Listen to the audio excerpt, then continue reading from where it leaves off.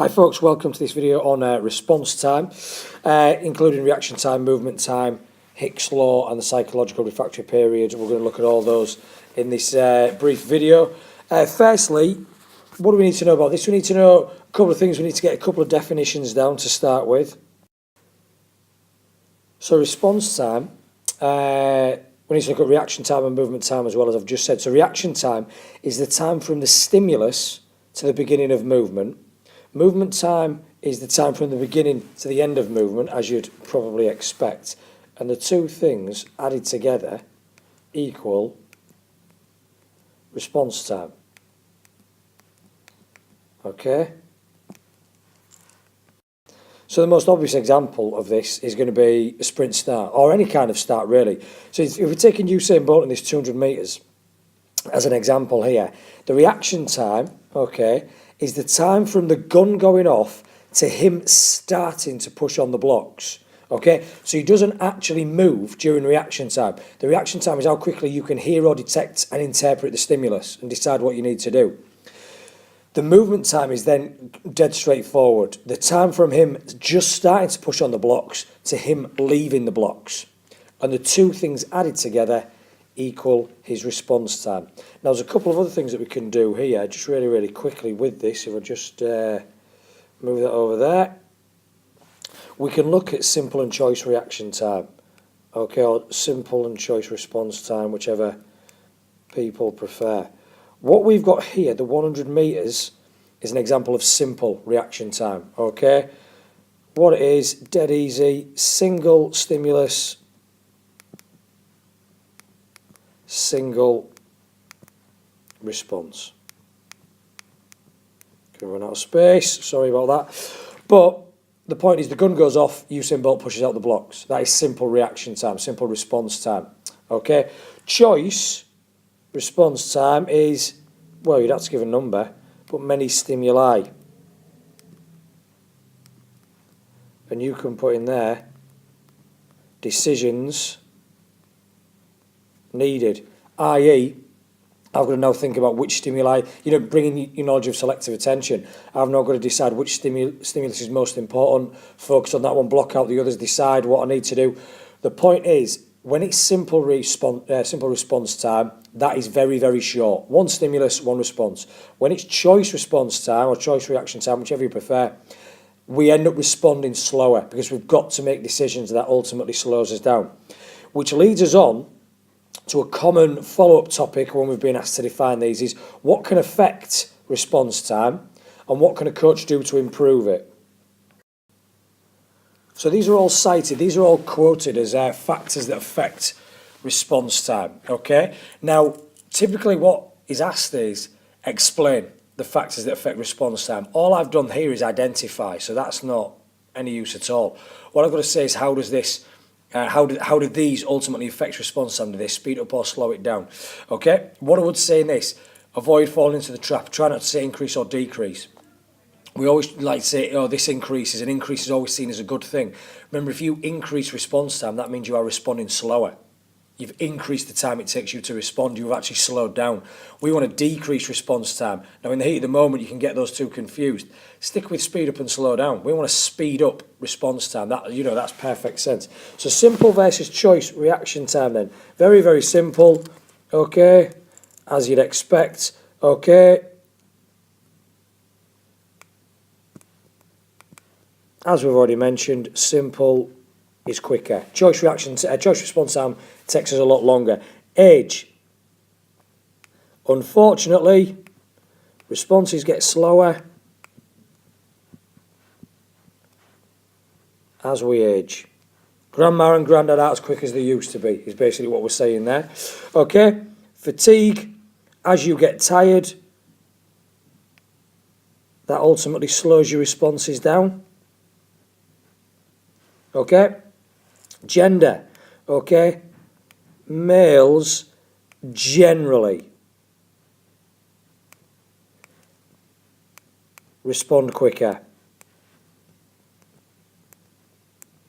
And you might be thinking, why is that? It leads into this next point here, fitness, okay? Those with increased power and strength respond quicker as well. You know, think of it this way. Response time is made up of two things, reaction time and movement time.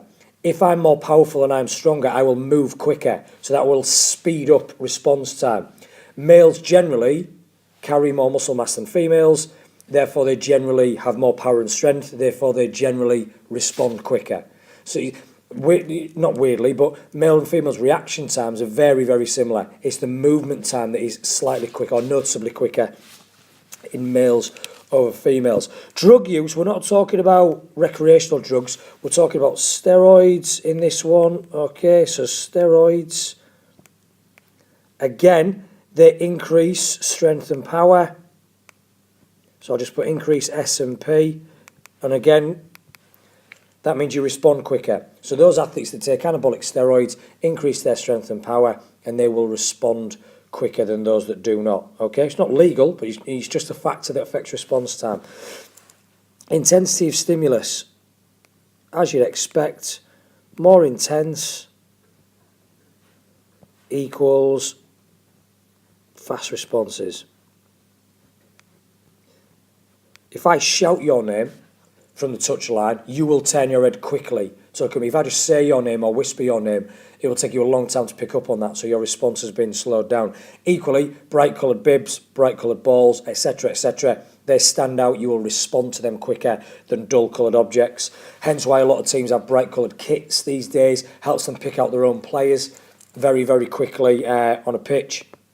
I look at 2020 cricket, where they play the floodlit games in this country where it's dark on a night time. They have a bright pink cricket ball these days. It stands out more. Batsmen and bowlers and fielders can respond to it a lot quicker. Arousal level, you'll generally deal with arousal in its own separate topic, but there are different types of arousal. We're obviously talking about psychological arousal. This is a psychological topic, which is your mental state for readiness, okay? So, we can be under-aroused, we can be over-aroused. What we need is optimal levels of arousal equals fast responses. So if I get to my optimal arousal level, now don't read too much about that. We'll deal with arousal levels in a separate topic, but you don't want to be over-aroused because that means you're too wired. You're more likely to snap someone's leg than you are to perform effectively. Under-aroused, you're more likely to fall asleep than play effectively. You've got to be at your optimal arousal level. Finally, experience levels. More experience equals fast responses again. It's not very good equals fast responses. What does that mean? Experience, layman's terms, training.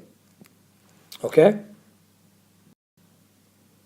The more I train, the more experienced I am, the quicker I will respond due to one crucial thing, or maybe two crucial things. But the one is anticipation. Your ability to predict what will happen. Okay? Well, actually, I tell a lie. There's two types of anticipation that they could also ask you about. Spatial anticipation is what will happen. There's also temporal, and that is when will this happen. Okay? So spatial and temporal anticipation. What we're trying to say is, if you've been in a situation before, many, many times, okay, i.e. you've got good experience levels because you've trained a lot and played a lot, you can near enough anticipate what's going to happen because you've been in this situation before and this typically happens at such and such a time. I use the example with my students of skiing. So if you're an experienced skier, you know that as the competition goes on, the snow gets more and more compact, turns to ice, and you're more likely to slip or slide in the turns. So you've got a certain level of spatial anticipation. You've got, keep moving these all about. You've got the ability to predict what will happen. There's an increased chance of me slipping on this turn, you know, and also when it's going to happen. So you can plan against it. You can sort that out. So it is important to just know those key definitions and how we can boost our experience levels, okay? Lastly, a couple of quick things related to response time. There's Hicks Law, which is very much about choice reaction time, if I'm being honest, something we've already mentioned. So if I put here SRT, simple response time, versus CRT, you know I'm talking about this. Hicks Law, as you can see on the graph here, okay, number of decisions or choices you've got to make. So that's going to go from 0 to, I don't know, 10. You know, it's going to increase that way anyway, as it does on all graphs. And your time to respond, 0 to maybe 2 seconds, 3 seconds, something like that. Let's actually just put some random ones in. So we've got 0 and let's say 10, and you've got 0 and let's say 4 seconds, something like that. So you know the numbers are increasing. What Hicks Law states that is, as the number of choices or decisions you've got to make increases, your time to respond increases, as is evident on this part of the graph here. Okay, so point number 1, as choices increase, so does time to respond. I take longer. Think about, you know, this is basically ultimately what you're trying to do in team games. Why are you always told to try and create a 2v1 situation? Because that one defender, okay, looking at 2 people running at them and the ball and the spaces and the angles, has got lots of decisions to make, and that is going to slow their response time down, increasing the chances of the 2 attackers getting around them. You know, so that's ultimately what we're talking about there. However, you'll notice something else. The graph ultimately flattens out, what you might want to call a plateau. Oops. Why does the graph plateau at the end? Well, quite simply, ultimately, player or performer has to make a decision. So what we're saying by this plateau is, from this point here, look, if I just draw a line down there, up until that line, as the number of choices has increased, so is the time to decide. From the line onwards, the number of choices is still increasing, 7, 8, 9, 10, but the time to decide is not increasing. Why? Because you've got to make a decision. You can't stand with the ball at your feet or in your hands forever. Someone's just going to take it off you. So ultimately, you've got to make a choice. You've got to make a decision no matter how many more decisions or choices or stimuli your opponent throws at you. And that is essentially what Hicks Law is. So you're looking for graphs where it's talking about choices and decisions on the x-axis, time to respond on the y-axis, and that typical curve shape to it. Okay? Finally then, there's one other thing associated with response time, which is psychological refractory period. Okay, now the psychological refractory period, let's just get it in there straight away so you're not all panicking thinking, oh Christ, it's complicated terms. I'll move it over here. We know it, in more common terms, you've done these before, as faking. Throwing someone a dummy in a spot, dropping your shoulder and going the other way. That's what we're essentially talking about here. So allow that to set the scene a second. What is it? It's based on something called the single channel hypothesis. Okay, now what does that mean? So the single channel hypothesis states that the brain can only process one piece of information at a time. I know you ladies love to claim that you can multitask and us men can't and things like that. The reality is multitasking is a made up term. We can't really multitask. When we're focusing on something, we have to focus on that one thing. Think back to your selective attention. You only filter through one thing, you block everything else out. So the brain can only process one piece of information at a time. Now I've put it's faking and dummying, the psychological refractory period. It's exactly right, but if you look at the 2 pictures here, I've got Sharapova playing a forehand, and often in tennis, the ball might clip the top of the net, okay, and change what was expected, okay. Now this is an example maybe of an accidental fake or an accidental dummy, but hopefully you'll see what I mean by the end of this. We're going to look at the Sharapova example above. Okay, as an example of this. So stimulus, okay, 1 is linked to response 1. So stimulus 1, okay, I'll put MS, Maria Sharapova, hits ball. She does a forehand shot. She does that thing there. Okay? Now, response one, her opponent, whoever that is, moves to return shot. So her opponent is going to use her spatial and temporal anticipation to move to where she thinks the ball is going to land, ready to play her return shot. Okay? Fairly straightforward. Nothing too complicated so far. However, something's going to happen. Okay? That something is stimulus 2. And that is linked to response 2. Stimulus 2, ball clips top of net. Okay? So what we're talking about here is that thing there. Okay? The response to now, her opponent, again, whoever that is, because you can only process one thing at a time, your opponent has to complete R1, response 1, before readjusting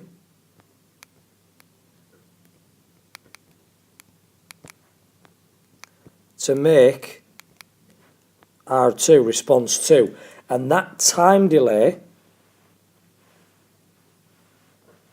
in between the two is called your PRP, your psychological refractory period. Okay? Sometimes the player will make the shot. Sometimes the player will get to where the ball has now landed to. That's if there is enough time between. There's enough time to readjust the response, or you complete response 1 and then readjust and and start response 2 and complete it. If there isn't enough time, the ball will drop and Maria Sharapova will win the point. That's an example of an accidental PRP, i.e. the player, Maria Sharapova, didn't plan it. Okay, it just happened. We could easily take all this stuff here and apply it to a deliberate one. So stimulus 1, player sidesteps left, let's say. Stimulus 2, defender sidesteps to block. Okay. Sorry, scratch that. Stimulus 1, player sidesteps left. Response 1, opponent sidesteps to block. I'm getting my things confused here. Just as they're halfway through their response, just as they're stepping to block you off, you then quickly sidestep the other way. You throw stimulus 2 at them. They've got to complete response 1 before they can readjust and then complete response 2. If you time it right, you will delay them. If you throw that second stimulus before they've completed response 1, you will give yourself enough of a psychological refractory period to get away from your opponent. Okay? So the psychological refractory period is a time delay in order to get you away from your opponent, if it's something like a dummy, and it's based on the idea of a single channel hypothesis. The brain can only process one piece of information at a time. Maria Sharapova's opponent has to process that, and she decides to make a response before she can then fully process that and then readjust the response. And that time delay can be what gets you the edge in your game. Hopefully that's been of use to you folks. That covers everything on response time.